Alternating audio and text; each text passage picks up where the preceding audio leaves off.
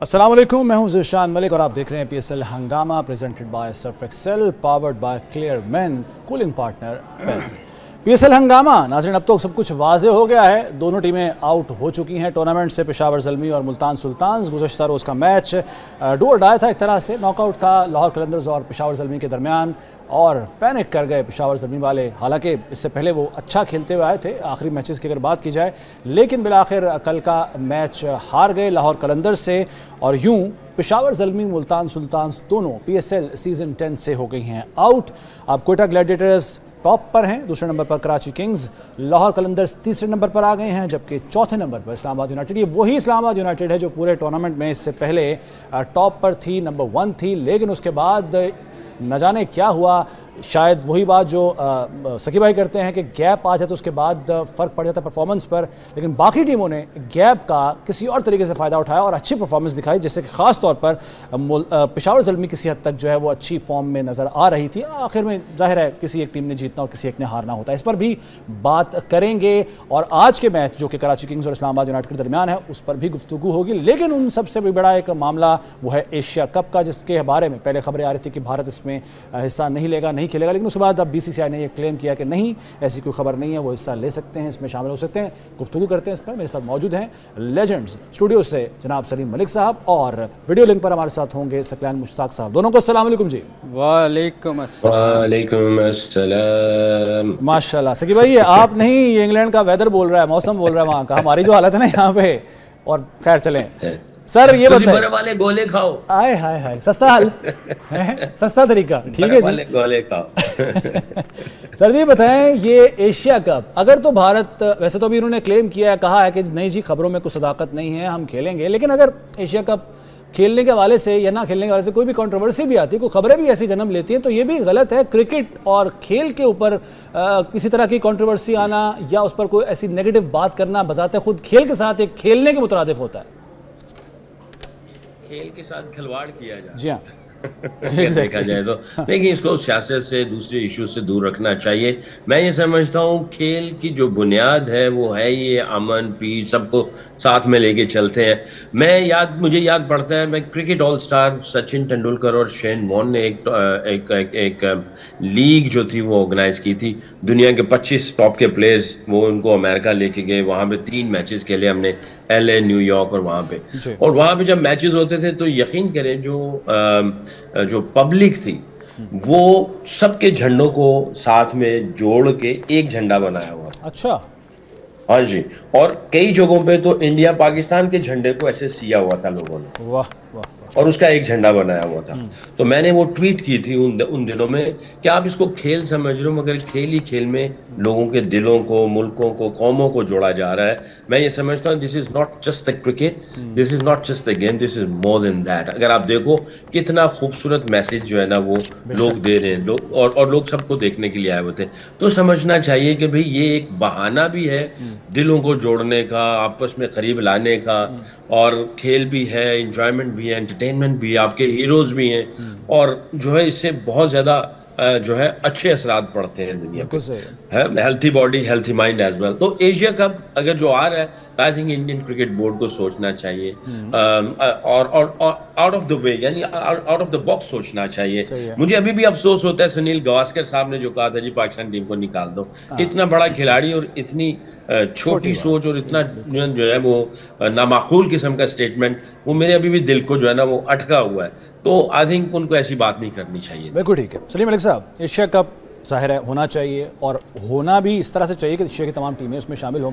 Sir ज़ाहिर है ये आपके दौर की, चूँकि कुछ खबर है मेरे पास, जो 1986 में इंडिया ने बॉयकॉट किया था श्रीलंका के साथ, उनके ताल्लुकात में कुछ गड़बड़ थी, और 1990-91 में कोई टूर्नामेंट में पाकिस्तान ने भी गालिबन किया था। ज़रा आपको याद हो?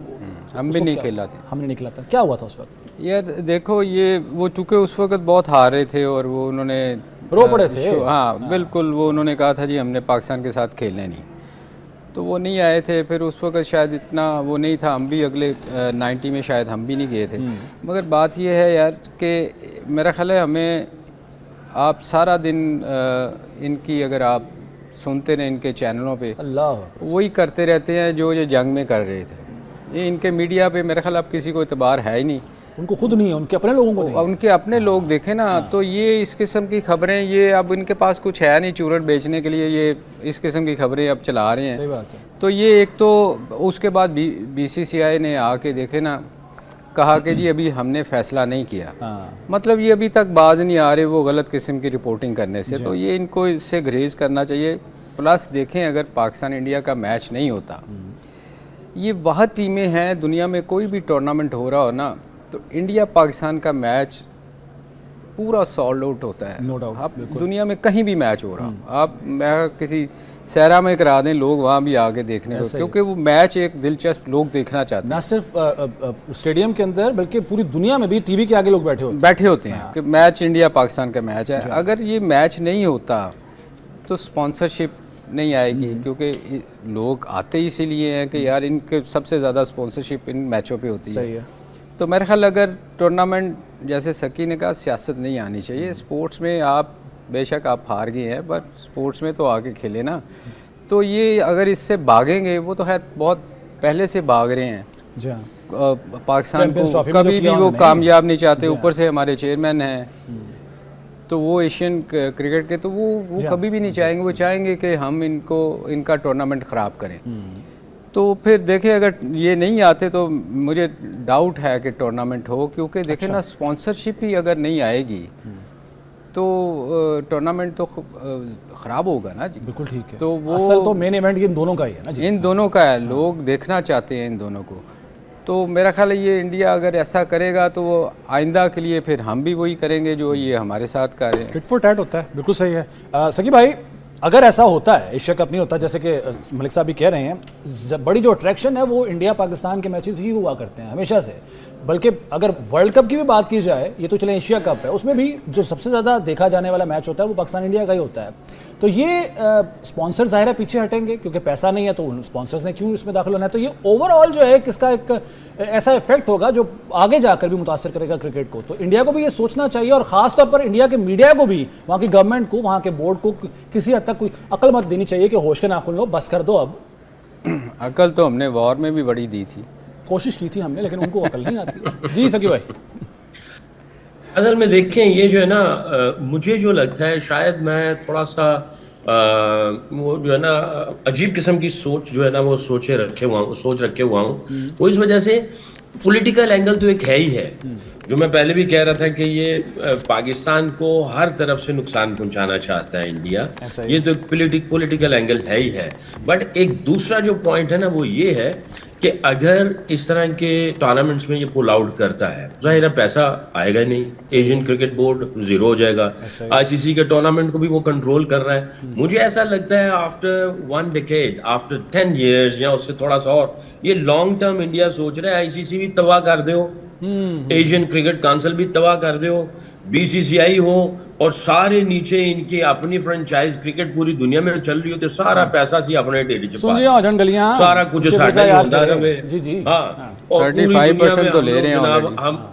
हाँ, तो वो पूरी दुनिया जो है ना, वो रूल कर ले क्रिकेट के थ्रू, और हम ही करता धरता हो जाए। ये इनकी गलत फहमी है, ये इनकी गलत फहमी है। ये अगर इस तरह की चीजें हैं, देखो मैं ना पॉलिटिकल बंदा हूँ, ना मैं कुछ इस तरह की चीज़ों को जो है वो इन चीज़ों में इन्वॉल्व होता हूँ। मैं प्योर क्रिकेट लवर, और क्रिकेट लवर ऐसा हूँ कि पाकिस्तान के क्रिकेटर्स के अलावा दुनिया में जहाँ क्रिकेट होती है, मैं समझता हूँ I belong from cricket family. मैं एज ए क्रिकेटर, कोई भी अच्छा खेलता है मैं उसको एंजॉय करता हूँ, उसको अप्रिशिएट करता हूँ। मेरी खोपड़ी में ये सोच आ रही है कि अगर ये इस तरह की हरकतें हो रही हैं, अब आप देखो मुख्तलिफ जगहों पे जो फ्रेंचाइज क्रिकेट हो रही है वो भी खरीद रहे हैं, टॉप लेवल की भी इनके हाथ में, लोअर लेवल की भी इनके हाथ में, साथ में रोड सेफ्टी भी चला दी है टूर्नामेंट, साथ में जनाब वो जो रिटायर्ड खिलाड़ी हैं उनकी भी लीग चलानी शुरू कर दी हुई है। कभी दुबई में हो रही है, कभी कतर में हो रही है, कभी कहीं अमेरिका में, हर जगह पे। तो ये सारा कुछ करते कराते, यानी टियर 1 टियर 2 ICC और एशियन क्रिकेट काउंसिल उधर भी अपनी मनमानी रोना धोना रोंदू बन के बैठे हुए हैं। तो मुझे ऐसा लगता है कि ये कुछ और चक्करों में लगे हुए हैं, मगर दुनिया बेवकूफ़ नहीं है, सबको समझ आ रही होगी कि भाई कर क्या रहे हो, होश के नाखून जो है वो लो, और आप ये जो हरकतें कर रहे हो वो ठीक नहीं है। आप इनकी डायरेक्शन ठीक होनी चाहिए। ठीक है। और इनको समझना चाहिए कि ये it's not fair with the cricketing world, with the cricketers as well. यार ਤੁਹਾਡਾ ਹੀ ਢਿੱਡ ਭਰਨਾ ਹੈ, ਤੁਸੀਂ ਸਾਰਾ ਕੁਝ ਲੈ ਕੇ ਜਾਣਾ है, सोचो थोड़ा सा, इस तरह थोड़ी होता है, डोंट बी ग्रेडी। बांदर वंड कर रहे हैं जी, क्या बांदर वंड कर रहे हैं बंदर बांट, अच्छा। सर चले फ़र्ज़ कीजिए, अब ज़ाहिर है अभी इस वक्त तो हम हाइपोथेसिस पे बात कर रहे हैं, और कंसिडरिंग इंडिया इस बात को खारिज से इम्कान करार दिया भी नहीं जा सकता, कुछ भी कर सकते हैं लोग। जिन्होंने चैंपियंस ट्रॉफी से पहले कितना तमाशा किया, वो ये एशिया कप से भी पहले कर। पाकिस्तान का स्टांस क्या होना चाहिए, पाकिस्तान के पास ऑप्शंस क्या हैं? देखिए एशिया कप में तो अगर वो नहीं आते, 4 टीमें हैं आपके पास, तो फिर एक ही ऑप्शन रह जाती है कि अगर करवाते हैं तो हम ना जाएं, ठीक है। उसके अलावा तो ऑप्शन कोई नहीं है, या फिर 3 टीमों के साथ आप खेलें। अब देखें ना, जैसे सकी ने कहा कि दुनिया में अब आवाज़ें उठनी शुरू हो गई हैं, हर कंट्री के प्लेयर्स जो हैं वो इनके ख़िलाफ़ बोलना शुरू हो गए हैं कि ये बॉसी काम कर रहे हैं, हर जगह ये डिसीजन अपनी मर्ज़ी से ले लेते हैं, अंपायर चेंज करवा देते हैं, विकेटें अपनी मर्ज़ी से बनवा रहे हैं। तो लोग अब इस चीज़ को देखें, दुनिया के जो बड़े बड़े प्लेयर हैं वो इस चीज़ को टीवी पे आके, आप यूट्यूब पे अपने वो आके बता रहे हैं। तो ये इनको सोचना चाहिए कि लोग अब इतने बेवकूफ़ नहीं है, अब समझ चुके हुए हैं, तो आप ये जो छोटी छोटी हरकतें हैं उनसे बाहर निकलना चाहिए। आपको क्रिकेट को, अगर जैसे सकी ने कहा ना जी, क्रिकेट लवर जो होता है ना, आप देखें हम लोग बैठते हैं, मैं वीलॉग करता हूँ, मैं कभी ये बायस्ड होकर बात नहीं करता, मैं हमेशा इनके प्लेयर जो अच्छे हैं उनकी तारीफ़ करता हूँ। उस दिन कप्तानों की बात हो रही थी, मैंने कहा धोनी सबसे अच्छा कप्तान है क्योंकि उसने अच्छा किया हुआ है। तो हम कभी बायस्ड नहीं होते क्रिकेट के मामले में। ये इनको आप देखें, ये छोटी छोटी चीज़ों पे इतने बायस्ड हैं, ये उस चीज़ से निकल ही नहीं रहे। इनको अब ये सोचना पड़ेगा कि दुनिया बेवकूफ़ नहीं है, दुनिया सब समझती है। सर ये बताएं मुझे, जैसे ज़ाहिर है इस चीज़ का शिकार पाकिस्तान अब बन रहा है, आगे दूसरे मुल्कों के साथ भी ये हो सकता है, तो क्या ये वक्त नहीं है कि पाकिस्तान को इनकी चुदराहट ख़त्म करने के लिए जो दीगर ममालिक हैं, अगर हम चले एशिया की ही बात कर लेते हैं, इनका जो इन्फ्लुएंस है वो बिग 3 वाला जो एक ड्रामा हुआ था कुछ अर्सा पहले, वो अपनी जगह पर, लेकिन एशिया के जो दीगर ममालिक हैं उनके साथ मिलके क्या हमें अपने, इसको सिफारतकारी अगर बोला जाए तो गलत नहीं होगा, उनके साथ सिफारतकारी खेल के मामले में, क्रिकेट के मामले में करनी चाहिए कि जो इंडिया की इजारादारी है उसे ख़त्म करने के लिए हम सब मिलें, नहीं राइट हो जाए। ये देखें, ये इसमें नहीं, मुझे लगता है कि अब ये टाइम आ गया है कि हर जगह हर टीम जो दुनिया की टीमें हैं उनको बैठ के ये सोचना पड़ेगा कि ये जो कर रहे हैं, ये देखें ना, बहुत सारे प्लेयर इस पे आवाज़ उठा रहे हैं जी। तो अब ये आवाज़ें उठनी जो शुरू हुई हैं, एशिया कप के अलावा भी मेरे ख्याल दुनिया में ये आवाज़ें अब उठेंगी कि इनकी मोनोपोली जो है वो इनको तोड़नी पड़ेगी, अदरवाइज़ ये आने वाले दिनों में ये बहुत तंग करेंगे, क्योंकि ये हर चीज़ अपनी तरफ लेके जा रहे हैं। देखें ना, 35% जो रेवेन्यू है ये ले जाते हैं, और ये तो चाह रहे हैं कि हम 100% ले जाएं या 5-10% लोगों को दें। तो ये लोगों को अब समझ आना शुरू हो गया, जितने भी मालिक हैं उनको अब बैठ के इस चीज़ पे बिल्कुल गौर करना चाहिए, और ये जो इंग्लैंड और ऑस्ट्रेलिया जो इनके साथ मिले थे उनको भी सोचना पड़ेगा। सही है। मैं यही सवाल ज़रा सकी भाई से भी कर लेता हूँ। सकी भाई, सिफारतकारी वैसे तो बड़ी ज़बरदस्त इसमें पाकिस्तान की चल रही है, ख़ासतौर पर जंग के अगर मामले में देखें, तमाम मुल्कों ने इंडिया का नहीं पाकिस्तान का साथ दिया है। क्रिकेट के मामले में पाकिस्तान को अब सिफारतकारी करनी चाहिए, दीगर ममालिक को ये बताना चाहिए कि इंडिया खिलवाड़ कर रहा है क्रिकेट के साथ, खेल के साथ। देखो जिशान, एमसीसी क्यों सोया हुआ है, मुझे उसकी समझ नहीं आ रही है। जिसने क्रिकेट इजाद की, बनाई, पूरी दुनिया में लेके गए, सारे रूल्स रेगुलेशंस बनाए, उसकी वैल्यूज रखी, उसके वर्चूज रखे, उसकी साख्त बनाई, उसकी बेस बनाई, पूरी दुनिया में इंट्रोड्यूस करवाया, पूरी दुनिया में जो है वो क्रिकेट डेवलपमेंट के लिए भी वो बहुत काम कर रहे हैं। अब आप देखें ना, जो दूसरे जो कंट्रीज हैं जो क्वालिफाइंग राउंड खेलते हैं, उनके ऊपर भी पैसा आईसीसी जो है वो लगा रहा है। ठीक है, इंडिया की तरफ से बहुत पैसा जनरेट होता है, आता है, बट जब क्रिकेट इन्होंने इजाद की, शुरू की, तो इन्होंने इंडिया को भी तो पैसा दिया ना जी। इंडिया को पाला इन्होंने, पूरे बोर्ड्स को, दूसरे कंट्रीज को पाला एमसीसी या आईसीसी ने। जब ये बोर्ड बने उन्होंने पैसे देने शुरू किए। पहले इनके पास पैसे थोड़ी होते थे, आप 20-25-30 साल पहले चले जाओ, कंगले होते थे ये लोग तो। अब तो इनके खिलाड़ी कहते हैं जी हम उधर क्यों जाएं खेलने के लिए, क्यों, हमारे पास इतना पैसा है, वो मुझे इतना पैसा देंगे तो हम जाएंगे, ये लीग नहीं खेलनी, वो लीग नहीं खेलनी, ये नहीं खेलनी, हमारी कोई लीग नहीं खेलेगा, हम कहीं नहीं जाने देंगे, उसको आने नहीं देंगे, उसको बैन कर देंगे। भी अपने रूल्स बना रहे हो। ये तो एमसीसी जो एमसीसी ने क्रिकेट को बनाया, इजाद किया, उन्होंने आप ही को पाला पोसा, आपको खिलाया पिलाया, आपको यहाँ तक लेके आए। अब आपके पास जब फल लगने शुरू हो गए हैं और पौधा लगाया उन्होंने, और अब आप इसी तरह लोगों के दांत खट्टे कर रहे हो और आप इस तरह कर रहे हो, और पता नहीं किस किस्म की ये हरकतें की चली जा रही हैं जो कि नामुनासिब हैं। मैं ये समझता हूँ बजाय पाकिस्तान को इस तरह की बातें करते हुए एमसीसी को आना चाहिए आगे, आईसीसी को आना चाहिए आगे, और उनको कहना चाहिए कि भाई तुम कर क्या रहे हो, ये हो क्या रहा है, ठीक है सर। इसका एंड क्या है, इसकी इंतहा क्या है, किस डायरेक्शन में लेके जाना चाहिए। ये अभी कुछ प्लेयर्स ने ना ये लीक आउट हुई है बात कि ये उनको ब्लैकमेल कर रहे हैं कि अगर आप आईपीएल खेलने नहीं आए तो हम 10 साल के लिए हम बैन कर दें। मतलब ये इस किस्म के हथकंडों पे आ गए हुए हैं, मनफी हथकंडे। सर ठीक है, इस पर भी बात करेंगे। एक ब्रेक का वक्त हुआ है, ब्रेक के बाद वापस आएंगे और कल के मैच और आज का होने वाले मैच के हवाले से भी गुफ्तगू होगी। तो नाज़रीन हाजिर होते हैं एक ब्रेक के बाद।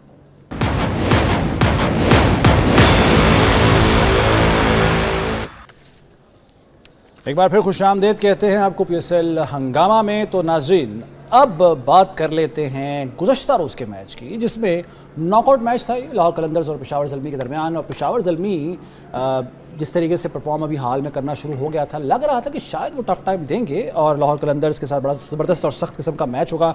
लेकिन लाहौर कलंदर्स ने आउट क्लास कर दिया, आउट परफॉर्म कर दिया पेशावर ज़ल्मी को, और यूँ लाहौर कलंदर्स आगे बढ़ गई है। मगर जो पेशावर ज़ल्मी है वो टूर्नामेंट से हो गई है आउट। अगर पॉइंट्स टेबल की बात की जाए तो जैसे कि मैंने पहले भी बताया कि ये कोयटा ग्लैडिएटर्स सबसे टॉप पे। ये अभी स्कोर कार्ड दोबारा दिखाते हैं जी। स्कोर कार्ड है जी, लाहौर कलंदर्स जो है उन्होंने जो स्कोर टारगेट दिया था 150 का दिया था, 149 रन उन्होंने बनाए थे मुकर्रर ओवर्स में 8 विकेटों के नुकसान पर। और काबिल ज़िक्र इनिंग्स जो है फ़खर जमान की थी इसमें, और उनका साथ किसी हद तक मोहम्मद नईम ने दिया 22 स्कोर के साथ, 22 रन के साथ। बाकी बस थोड़ा बहुत चलता रहा, हल्की फुल्की मौसीकी जिसे कहते हैं वो चलती रही, और टारगेट मिला 150 का पेशावर ज़ल्मी को जीतने के लिए। मगर ये हुआ कि अच्छा ये भी बता दूं, मैं वाज़ेह कर दूं कि 13 ओवर्स का ये मैच था बाय द वे। तो उन्होंने 8 विकेटों के नुकसान पर बनाए 123 रन्स, और यूं पेशावर ज़ल्मी हो गई टूर्नामेंट से आउट। और कोई भी काबिल ज़िक्र इनिंग्स नहीं है, ना साइम अयूब चले, ना बाबर आजम का बल्ला चला। मलिक साहब, क्या हुआ पेशावर ज़ल्मी के साथ? अगर जैसे कि हम बात भी करते रहे कि थोड़ा संभल गई थी टीम और बाबर आजम ने परफॉर्म करना शुरू कर दिया था, साइम अयूब गुज़श्ता मैच में फॉर्म में आ गए थे, वापस आ गए थे, तो लग रहा था कि शायद कुछ मुकाबला तो कम से कम करेंगे। लेकिन दिलन आत्मा ने बिल्कुल मुकाबला नहीं किया, और 8 रन पे साइम अयूब और 16 रन पे बाबर भी चले गए, हारिस भी 8 रन पे। तो ये हुआ क्या इनके साथ? यार देखो, जब आप बहुत ज़्यादा कैचेस गिराएंगे ना, जो कम ओवरों के मैचेस हो जाते हैं ना, उसमें अगर आप इतने कैचेस गिरा दें तो फिर आप क्या एक्सपेक्ट करते हैं, आप जीत नहीं सकते। और फिर आप देखें जो सबसे अच्छी चीज़ थी ना लाहौर कलंदर के लिए, फ़खर वो प्लेयर है, जब वो चलता है तो उसकी टीम आप देखिएगा हमेशा जीती है। और उसने वो 13 ओवर तो वैसे ही सूट करता है, उसको तो वैसे 50 ओवर भी सूट करता है, वो स्लो नहीं खेलता, अपनी नेचुरल गेम खेलता। तो वो उसने जो 60 रन कर दिए थे, इसमें देखें एक चीज़ देखने वाली है कि उनके बाकी जितने भी प्लेयर थे ना, उन्होंने जिन्होंने साथ दिया है, 10 रन नईम ने 10 गेंदों में 22 स्कोर किया है। 200 स्ट्राइक रेट से कम कोई नहीं खेला। आप अगर आप नीचे भी 8 गेंदों में 17, तो ये अगर आप उस साइड पे चले जाएं, देखें कैच गिराना, तो कैच के बाद तो दूसरी इनकी बारी फिर आ गई ना। पहली बात तो इनकी बैड लक कि पूरा मैच नहीं हुआ, बिल्कुल सही, 20 ओवर का मैच थोड़ा सा डिफरेंट होता है। उसके बाद जब इनकी तरफ जाएँ तो इनके पास देखें ना, स्ट्रगल कर रहा था साइम, तो गो के पिछले मैच में स्कोर नहीं किया है, मगर उसके अलावा उसकी इनिंग्स देखे तो स्ट्रगल कर रहा था। बाबर ने स्कोर किया, मगर मैंने आपको याद है हमेशा एक चीज़ कही है कि बाबर को जब आते ही 12 रन 10 रन की एवरेज चेस करनी पड़ेगी तो मुश्किल होगी, क्योंकि वो फिर आपको हिटें मारनी पड़ती हैं। तो पिछले मैच में तो वो अच्छा खेला, मगर इस मैच में आप इनका किसी बंदे का भी स्कोर देख लें, किसी बंदे का स्ट्राइक रेट 200 के करीब नहीं गया। जब आप उस इतना प्रेशर आप पे पड़ जाता है, जब आप उसको मीट नहीं कर पाते, हर ओवर में आपने 12-13 स्कोर करना है, तो उसके लिए उनकी टीम में मुझे तो कोई ऐसा प्लेयर नज़र नहीं आता था साइम अयूब के अलावा, ठीक है, जो तेज़ खेलता है। ठीक है। और उसने भी बैड लक उसकी कि वो डबल माइंड हुआ, वो हिट विकेट हुआ कि वो शॉट चेंज की, तो इनमें किसी बंदे ने इसलिए स्कोर नहीं कर। और फिर सबसे ज़्यादा इसमें जो वाइटल रोल बॉलिंग में किया है ना, वो सलमान ने किया है, सलमान मिर्ज़ा इनकी एक्सपेक्टेशन से ज़्यादा उसने बेहतर बॉलिंग की है। जो मैच देखे ना, उसने थोड़ा पेस से इनको बीट किया है। ठीक है, मैंने जो वो हैट्रिक करने लगा था, आपको पता है, उसने 2 आउट कर दिए थे, 4 आउट किए उसने। और ये शायद एक्सपेक्ट नहीं कर रहे थे। और उसकी सबसे अच्छी चीज़ ये थी कि उसने अपनी लिमिटेशन में रह के बॉलिंग की। बिल्कुल ठीक है। उसने कोई बाउंसर नहीं किए, उसने सिर्फ विकेट टू विकेट बॉल किए और हल्का सा स्विंग हुआ। और ये आप देखें, आने वाले बैट्समैन के लिए बड़ा मुश्किल होता है एडजस्ट करना कि आते ही 14 की रन्स की एवरेज चेज़ करें। तो मेरा ख्याल है क्रेडिट सलमान मिर्ज़ा को बहुत जाता है कि उसने आते ही इनको विकेटें उसने जो ली हैं और 140 प्लस करता रहा वो बॉलिंग, उसने स्लो नहीं की। या तो फिर ये उसको पहले कभी खेले नहीं हुए थे, ये एक्सपेक्ट नहीं कर रहे थे। तो मेरे ख्याल में वो उसका बहुत वाइटल रोल था। ठीक है सकी भाई, सलमान मिर्ज़ा एक वाइटल रोल उन्होंने प्ले किया फतह में लाहौर कलंदर्स की, और सरप्राइज एलिमेंट था ये पेशावर ज़ल्मी के लिए सलमान मिर्ज़ा। देखें जी, 100% एग्री करूंगा सलीम भाई की उस पर बातों पे। पेस और उसके साथ जो इसका एग्रेशन था और सरप्राइज एलिमेंट, तो उसने 1-2 गेंदों से ही पहले ही कर दिया था कि भाई मुझे हल्का नहीं लेना। और उसने जिस तरह से रैपअप किया है पेशावर ज़ल्मी को, मैं ये समझता हूँ we should give lot of credit to this guy. बाकी अगर देखा जाए तो सलमान मिर्जा ने तो किया ही किया है ना।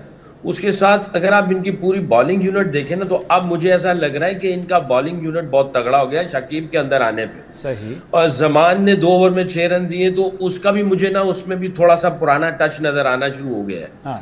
तो इनकी बॉलिंग जो है ना, वो मुझे उसमें कुछ चीजें कुछ ऐसी महसूस हो रही हैं जो देखने में नजर आ रही है कि इनका बॉलिंग यूनिट बहुत तगड़ा है। ठीक है। हारिस रऊफ कंसिस्टेंट नहीं है, बट वो कभी कभार ऐसा धमाका कर देता है, परफॉर्मेंस दे देता है, बट वो रन्स भी कंसीव करता है। बट अगर आप इनकी बॉलिंग यूनिट देखें तो बहुत ही आउटस्टैंडिंग किस्म का इन्होंने डिस्प्ले किया है। अफरीदी फिर फॉर्म में है, शाहीन अफरीदी ने फिर 2 आउट किए ऊपर से, सलमान मिर्जा बहुत अच्छे आउटस्टैंडिंग। तो इनकी बॉलिंग यूनिट बहुत अच्छी लग रही है। मैंने तो पहले ही कल कह दिया था कि पेशावर ज़ल्मी और लाहौर कलंदर को देखें तो लाहौर कलंदर के अंदर करंट सिचुएशन में, प्रेशर सिचुएशन में किस तरह इसको टैकल करना है, डील करना है, इनके पास प्लेयर्स है। जैसे फखर जमान है, शाहीन है, सिकंदर रजा है, और अभी ये लड़का सलमान मिर्जा आ गया, इसने किया है। जमान भी पहले कर चुका था, कल इसने बहुत अच्छी बॉलिंग की है और विकेट खैर नहीं मिली, बट बहुत ही आउटस्टैंडिंग किस्म की इसकी एग्जीक्यूशन नजर आ रही थी। और शकीबुल हसन भी जो है वो एक प्रॉपर बैट्समैन भी है, बॉलर भी और थिंक टैंक भी है, क्लेवर बंदा है। तो इनके यूनिट में जो है ना चीजें काफी अच्छी मुझे नजर आ रही है। सही। अच्छा सलीम अली साहब, एक चीज़ जिस पे तमाम टीमों को जो अब 4 रह गई हैं उनको काम करने की ज़रूरत है, जो कि शायद अगर उसमें कमज़ोरी होगी तो वो उसका मैच के नतीजे पर असर पड़ेगा, वो है कैचेस, फील्डिंग। बहुत कैचेस ड्रॉप हुए हैं इस टूर्नामेंट में। अगर हम अलग से एक अवार्ड का ऐलान किया जाए कैचेस ड्रॉप होने का, तो वो शायद ये मिले, रिकॉर्ड बन जाए एक। भाई साहब, इसमें ना वो कहते हैं ना कि आप जिस माहौल में होते हैं आप उसमें रंग जाते हैं। अब गोरे भी गिराना शुरू हो गए। हमने उनकी आदतें खराब कर दी। हमने तो बेहतरी लाने की ज़रूरत थी, वो गोरे भी अब कैच गिराना शुरू हो गया आसान। देखिए यार, ये फील्डिंग का जो इशू है ना, ये हमेशा से हमारे पाकिस्तान में रहा है। हमने इतने साल हो गए, हमने बहुत सारे लोगों को बुलवाया फील्डिंग के लिए, मगर जब आपकी बेसिक ठीक नहीं होएगी ना, आपको लोगों को जो फील्डिंग है ना वो आपको ख़ुद इम्प्रूव करनी पड़ती है। आप घंटा घंटा प्रैक्टिस करते हैं, अगर आप प्रैक्टिस नहीं करेंगे, आप अपनी फील्डिंग अगर आप ख़ुद इम्प्रूव करना नहीं चाहेंगे तो नहीं हो सकती। अब हमारे यहाँ होता क्या है कि हम ये PSL के जो मैचेस हो रहे हैं इसमें आके लड़के को कोचिंग शुरू करते हैं। हम बेसिक जो मैं बार बार कहता हूँ कि जो बेसिक जो ग्रास रूट लेवल से अगर हम बच्चों को नहीं बताएंगे तो यहाँ आके, क्योंकि यहाँ तो बहुत सारे लोग स्पॉन्सर लेके आते हैं और वो टीम में आ जाते हैं और खेल जाते हैं, फिर उनकी फील्डिंग इसलिए इम्प्रूव नहीं होती। दूसरी बात, मैं अभी जो थोड़ा सा पिछले मैच का जी प्लीज़ देखें, हमारे यहाँ हो क्या रहा है कि हम ना छिक्का मारने की कोशिश करते हैं, 4 रन पे हम बिलीव नहीं कर रहे। इस जो छोटा फॉर्मेट है, कोई बंदा भी एंगल से, अब आप कल बाबर को देखें साहब, मैं उसकी क्रिटिसाइज नहीं कर, मैं वैसे एक जनरल बात कर रहा हूँ कि ऑफ स्पिनर पे उसको पूरा मौका मिला, वो हल्का सा बैट को एंगल करता तो कवर में चौका, थोड़ा सा वाइड जा सकता था। मगर मुझे ये नहीं समझ आती कि हम लोग जब बड़ा स्कोर चेज़ कर रहे होते हैं, ठीक है छक्कों की ज़रूरत होती है, पर चौका भी स्कोर है, हम एंगल कोई नहीं करके खेलता, कोई बैट को बस वो एक जगह घुमा रहे हैं। थोड़ा सा इनको, हमारे लोगों को इन चीज़ों पे काम करना चाहिए कि एंगल करके भी खेलना है, कि आप थोड़ा सा एंगल करेंगे तो वाइड जाएगा, चौका मिलेंगे आपको। एक ही फील्डर की साइड आप हिट मारे, इसका क्या मतलब है यार? हम इम्प्रूव ही नहीं करना चाह रहे। असल मसला यही है, शायद इम्प्रूव करना नहीं चाह रहे क्योंकि वो इंटेंशंस नज़र नहीं आ रही होती हैं। सकीब भाई, जैसे कि फील्डिंग के हवाले से बात है, ये अनफॉर्चुनेटली शुरू से रहा है मसला पाकिस्तान क्रिकेट का, फील्डिंग का। किसी ज़माने में या बल्कि अभी भी ओपनिंग का एक बड़ा मसला रहा है हमारा, सबसे बड़ा, और फील्डिंग का भी। तो क्या करना चाहिए? और आगे जो आप मैचेस हैं, फाइनल मैचेस होने हैं, उसमें जो टीम बेहतर मेरा ख्याल है फील्ड करेगी, शायद वो बेहतर पोजीशन में होगी जीतने की। प्रैक्टिस करनी चाहिए। देखिए ज़ीशान, मैं आपने भी नोटिस किया होगा, सलीम भाई ने भी नोटिस किया होगा कि ये पूरे PSL में हमने इन मैचेस को बड़ा गहराई से देखा, bowling, batting, fielding as well. तो फील्डिंग की तरफ से आपको कोई आउटस्टैंडिंग किस्म का रन आउट नजर नहीं आया, या आउटस्टैंडिंग किस्म का जो है ना सिंगल डबल रोकते हुए कोई एंटिसिपेशन की कोई स्किल्स नजर नहीं आई, और कोई आउटस्टैंडिंग किस्म के कैचेस उस तरह के नजर नहीं आए। खास तौर पे ये नजर आया कि जहां प्रेशर पड़ा है आपको इजी सिंगलें नजर आ रही हैं, आपको जो है वो कैच छूटते हुए नजर आ रहे हैं। तो जहां पे हम कह रहे हैं ना कि भाई यार प्रेशर सिचुएशन आती है तो बैट्समैन जो है वो शॉट एग्जीक्यूशन उसकी सही नहीं होती है, शॉट सिलेक्शन सही नहीं होती है, हिट सही नहीं मार रहा, दिमाग इस्तेमाल नहीं कर रहा, बॉलर सही जगह पे गेंद नहीं कर रहा, इससे ज्यादा ब्लंडर फील्डिंग में हो रहा है। और आपको फील्डिंग में ये चीजें नजर आ रही हैं, और कोई, मुझे नहीं लगता कि कोई स्पोर्ट्स स्टाफ भी इन चीजों को देख रहा है।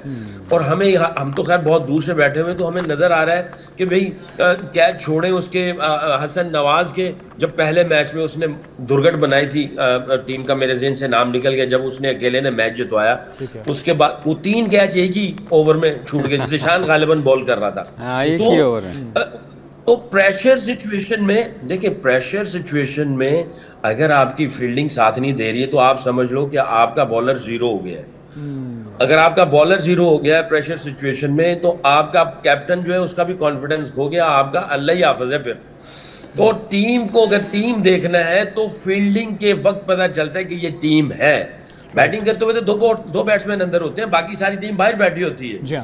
आप उस वक्त ड्रेसिंग रूम का माहौल देखते हैं जब 2 अंदर खेल रहे होते हैं कि ड्रेसिंग रूम का माहौल कॉन्फिडेंट है, रिलैक्स है, फोकस्ड है, फिर टीम का जाहिर होता है। मगर जब 11 अंदर होते हैं, 2 बैट्समैन होते हैं, 11 ही खड़के हुए हैं, 11 को समझ नहीं आ रही है, वो सिंगल भी दे रहे हैं, सिंगल रोक भी नहीं रहे हैं, एंटिसिपेशन भी कोई नहीं है, इन्वॉल्वमेंट भी नहीं है, और जब कैच आता है उस वक्त गिरा देते हैं, तो that's not a team. Right sir, ठीक है सर। आप टूर्नामेंट जीत नहीं सकते, नहीं जीत सकते, आप टूर्नामेंट जीत नहीं सकते। बिल्कुल ठीक है जी। अच्छा, अब हमें जो आज का मैच है उस पर भी गुफ्तगू करनी है, और ख़ास तौर पर एक बड़ी अच्छी चीज़ जो मुझे नज़र आई वो है भाईचारे की एक बड़ी ज़बरदस्त मिसाल कायम की है 2 प्लेयर्स ने, 2 लोगों ने, 2 कप्तानों ने, रिजवान और बाबर आजम। इस पर भी मैं बात करूँगा। एक ब्रेक का वक्त है, ब्रेक के बाद वापस आते हैं।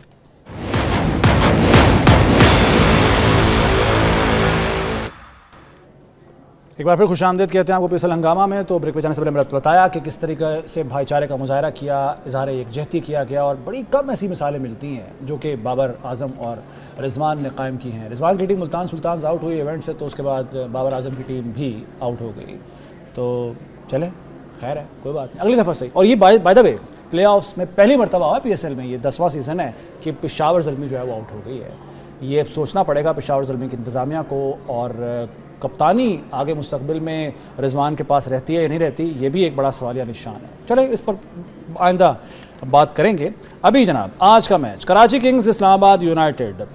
सगलान मुश्ताक साहब, कराची किंग्स ने जो हालिया मैच में मुतासिर किया, पेशावर ज़ल्मी को हराया, जिस तरीके से उन्होंने आउट क्लास कर दिया, परफॉर्म किया, स्ट्रॉन्ग पोजीशन में है। दूसरी तरफ उनके मद्दे मुकाबिल इस्लामाबाद यूनाइटेड है जो कि इब्तिदा में तो बहुत अच्छा परफॉर्म कर रही थी, अनबीटेबल थे, लेकिन उसके बाद वो अनविनेबल हो गए हैं, यानी बिल्कुल वो जीत नहीं रहे हैं कोई मैच भी। अब इस वक्त वो नीचे आए हुए हैं, लास्ट नंबर पर, यानी 4थे नंबर पर आए हुए हैं। वो क्या देखते हैं जी? ये मैच इनका खैर क्वालिफाई तो कर गया है जो प्ले ऑफ में, बट ये मैच इनके लिए इतना इम्पोर्टेंट है इस्लामाबाद यूनाइटेड के लिए कि 4 मुसलसल जो शिकस्त हुई हैं उसमें इनकी क्या लर्निंग्स थी, और यहाँ से अगर ये मैच जीत के प्ले ऑफ में जाते हैं तो फिर पता चलेगा कि भी इनके जो स्पोर्ट्स स्टाफ ने जो वर्क किया हुआ था, जो लर्निंग्स थी उसको अटैच किया कि नहीं किया, जो इश्यूज थे उनको कैसे रिजॉल्व किया है और आगे किस एटीट्यूड के साथ जा रहे हैं। अगर आज का मैच जो है ना वो डिफाइन करेगा। अगर आज ये हार के जाते हैं फिर दोबारा, तो I think it will be too late for Islamabad United to be able to play in the final. और इस टाइटल को उठाने के लिए इनके लिए बड़ा इंपॉर्टेंट मैच है आज। बट दूसरी तरफ देखा जाए तो केकेआर जो है वो आउटस्टैंडिंग किस्म की क्रिकेट खेल के आ रहा है। और अगर देखा जाए तो केकेआर के लिए जो है वो मैच उनको हल्का नहीं लेना, क्योंकि यही एक लास्ट मैच है इनके लिए। अगला जो प्लेऑफ के जो माइंडसेट है, जो प्रेपरेशन है, जो प्रेशर है, वो डिफरेंट हो जाएंगे।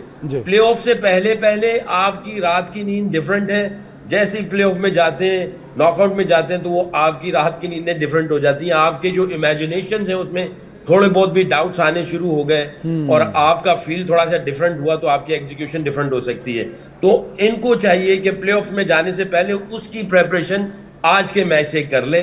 और आई थिंक टेबल पे नंबर 2 पे बैठे हुए, बहुत आउटस्टैंडिंग किस्म की क्रिकेट खेल रहे हैं, 6 मैच जीते हुए, 3 हारे हुए। तो I think they will go with the heavy high confidence. और Islamabad United low in confidence, but कितनी प्रेपरेशन की है, स्पोर्ट्स स्टाफ जो है उसने कैसा काम किया हुआ है। कैप्टन मेरा ख्याल इनका वापस आ गया, इंजरी जो इसको निगल सी शादाब खान को, वो वापस आ गई। टीम को कैसे लड़वाता है आज देखना पड़ेगा। राइट मलिक साहब, दोनों टीमों के लिए एक मौका होगा कॉन्फिडेंस अपना बहाल कर, इस्लामाबाद के लिए कॉन्फिडेंस बहाल करने के लिए और कराची के लिए कॉन्फिडेंस बरकरार रखने के लिए। यानी कराची में देखें जिस तरह उन्होंने बाउंस बैक किया है वो बड़ा अच्छा जा रहे हैं। और ये तो इस्लामाबाद के लिए है कि वो पिछले 4 मैच उन्होंने बहुत बुरे खेले हैं। मेरे ख्याल में, वैसे मैं आपको बताऊं, ये क्रिकेट ना T20 स्पेशली बड़ी फ़नी सी गेम है। इसमें एक दिन ही लगता है आपकी सारी चीज़ें चेंज हो जाती हैं। आप अगर 2 प्लेयर अच्छा खेल जाएं, 2 स्पेल अच्छे हो जाएं, तो आपकी टीम जो इस वक्त वो जिसमें फंसे हुए हैं ना, वो उससे निकल सकते हैं। तो ये बात वही है जो सकी ने कही कि अभी डिपेंड करता है इन्होंने कितनी मेहनत की है। ठीक है, अपने जो होमवर्क इन्होंने जो जिन चीज़ों में ये इनकी वीकनेस नज़र आ रही थी, ये आज के मैच में इनका बहुत डिपेंड करता है कि ये नज़र आ जाएगा आपको। बिल्कुल सही है। तो मेरे ख्याल में वो कोशिश तो करेंगे। शादाब की वापसी कोई रोल प्ले करेगी? ऑब्वियसली देखिए जी, कप्तान जो रेगुलर कप्तान होता है वो बेहतर डिसीजन ले सकता है। एक आने वाले के लिए मुश्किल हो जाता है कप्तानी करना। तो मेरा ख्याल जो रेगुलर कप्तानी जैसे शादाब कर रहे थे, तो उनको टीम के बारे में बेहतर पता है, चेंजेस कब करनी है, किस प्लेयर से कौन सा काम लेना है। वो कप्तान जो रेगुलर कर रहा होता है उसके लिए आसानी होती है। तो मेरा ख्याल फ़र्क तो पड़ना चाहिए। वैसे तो जो मैच वो 4 आ रहे हैं, जब शादाब था भी तब भी हारे थे वो, हारना शुरू हो गए थे। तो वो अनफिट अनफॉर्चुनेटली बीच में हो गए। मगर इनको ये आज का मैच इनके लिए वो नहीं है कि ये बाहर हो जाएंगे, मगर इनका कॉन्फिडेंस बहाल करने के लिए इनको आज का मैच जीतना बहुत ज़रूरी है। बिल्कुल ठीक है। अच्छा, इसमें सर चले, खैर अब वक्त भी चुका है हमारे पास, बहुत कम है, तो बात वहीं आ जाती है। सकलैन मुश्ताक साहब, 50-50% के अलावा आप क्या प्रेडिक्ट करते हैं आज के मैच के बाद? देखें, फेवरेट तो केके लग रही है। अच्छा, तो आई विल गिव 70, क्योंकि हाई इन कॉन्फिडेंस है। 30 इस्लामाबाद यूनाइटेड, बट इनके चांसेस हैं कि ये 30 से इसको 100 की तरफ ले जाएं। तो 30% दूंगा इस्लामाबाद यूनाइटेड को और 70 केके को दूंगा। अगर यहाँ से ये स्विच कर जाते हैं तो I think Islamabad United is going to be like the special team in वो playoffs के ऊपर चली जाएगी। सर आपकी टीम? सर अगर मुख्तसर कराची है, अगर आजम खान अच्छा खेलता तो नाज़रीन वक्त खत्म हो गया, इजाज़त दीजिए, अल्लाह हाफ़िज़।